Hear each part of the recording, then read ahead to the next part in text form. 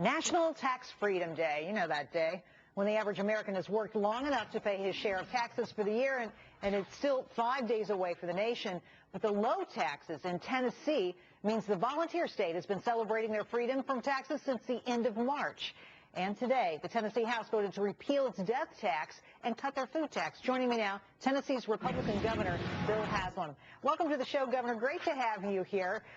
Congratulations. I know this is something you worked for. Do you think it'll make a big difference to Tennessee and its economic prospects? I think it will. You know, as you mentioned in your intro, we are a low-tax state now. If you live in Tennessee, you finish paying taxes 12 days ago on average, which, like I said, is about 18, 19 days ahead of the rest of the country, which is all your money for that 3-week period. But I do think this will make a difference. The one thing that I think we had a state tax that was out of whack was the estate or death tax. And it was causing people to move or not to relocate here. So if you had a estate of a certain value, you got to an age you thought, you know, I love living in Tennessee, but it might be cheaper to die in Florida. Right, exactly. It was said you even had people leave and move to retire in Florida because of that difference. You've taken some heat, though, for not doing this sooner. Art Laffer, in particular, was sort of after you and the Wall Street Journal editorial page, frankly. Both of them after you to get this done sooner. And here's what Laffer said about waiting. They said over a decade, the cost of the estate tax was $7 billion in state and local revenue, 200,000 jobs, and 14% economic growth. At the end of the day, you got it done. You got it in place. Do you feel like you waited too long?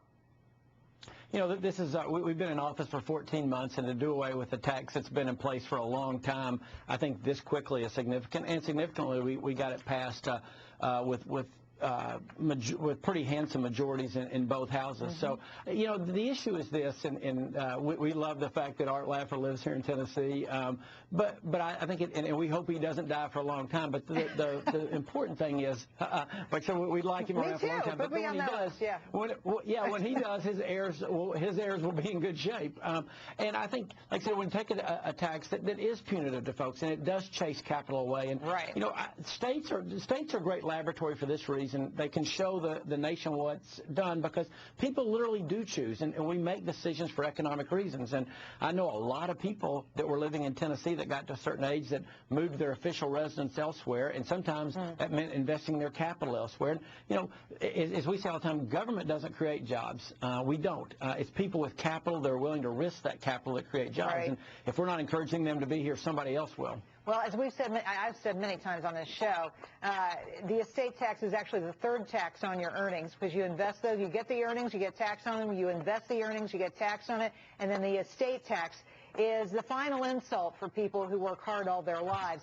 Now, your plan phases the estate tax out over about 4 years, as I understand it. But I also want to talk about the rest of what you're doing down there in Tennessee in the volunteer state, because I don't think a lot of people understand that you have this track record that is, you know, I mean, I hate to say nice things to politicians, but it's really pretty good. You've gone a long way to ending collective bargaining. There's tort reform and school reform. Let's start with collective bargaining. Now, this was not big headlines across the nation. What did you do? Well, last year we actually had two significant pieces. One was tenure reform that basically took it from 3 years where everybody got it to 5 years, and then you had to grade out in one of the top two categories. And we also you had to earn it. You had to earn it. It wasn't an automatic thing. Exactly. Before, basically, if you stayed alive for 3 years, you got it. The second thing is we ended collective bargaining. Now there's what they call collaborative conferencing, but it's a much different approach for teachers. We addressed tort reform last year, which we think is a major attraction for business. Let me stop you here for just a second because I want to ask you about the collective bargaining with teachers in more detail. Because here in New York State, what we've seen is that the teachers unions have such power that it's very difficult for people to fight back. I just interviewed a woman who lost her job because she spoke out against the unions. Is the culture in Tennessee different with the Tennessee teachers unions?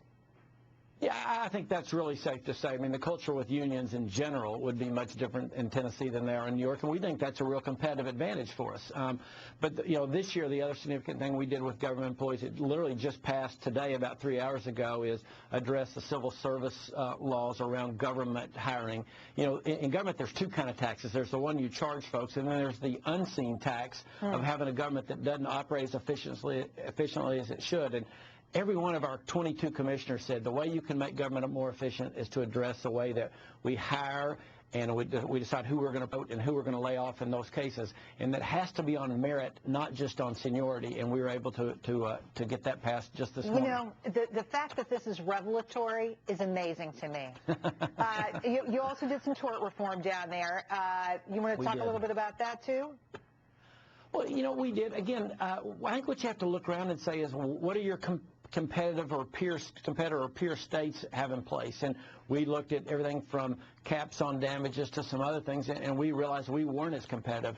Interestingly, and there was a lot of pushback from trial attorneys and others saying, oh, you're going to, you know, this is taking away an element of fairness. We think all that element of protection is still there, but we're now a much, much more attractive place to do business, and we've seen that. Some corporations that have literally this past year decided to come here, and we ask why, they say, when you change the law on tort reform, it was a big influence for us. Well, you know, Mitch Daniels has been a mentor for you, the governor of Indiana. It's kind of obvious. You know, it occurs to me, I got to let you go, but, you know, maybe the GSA is looking for a new manager to fix some of these problems with the staffing there. Maybe you're the guy to do it. Governor, thanks for coming on. An absolute pleasure talking to you, and congratulations on being tax-free. Thanks so much. All right.